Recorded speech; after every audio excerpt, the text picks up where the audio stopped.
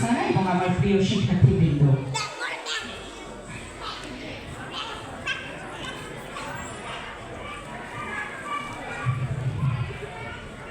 নদীর জলে আগুন ছিল, আগুন ছিল বৃষ্টিতে,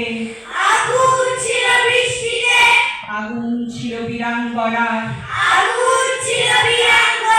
উদাস করা দৃষ্টিতে, আগুন ছিল গানের সুরে, আগুন ছিল কাব্যে, মরার চোখে আগুন ছিল, এই কথাকে ভাববে, কুকুর বেড়াল থাবা হাকার,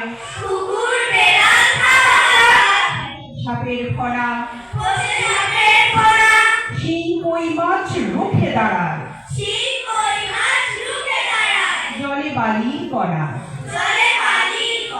আগুন ছিল মুক্তি সেনার, স্বপ্ন ঝড়ের বন্যায়, প্রতিবাদের প্রবল ঝড়ে কাঁপছিল সব অন্যায়। এখন এসব স্বপ্ন কথা,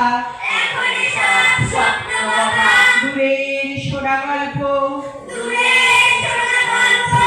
তখন সত্যি মানুষ ছিলাম,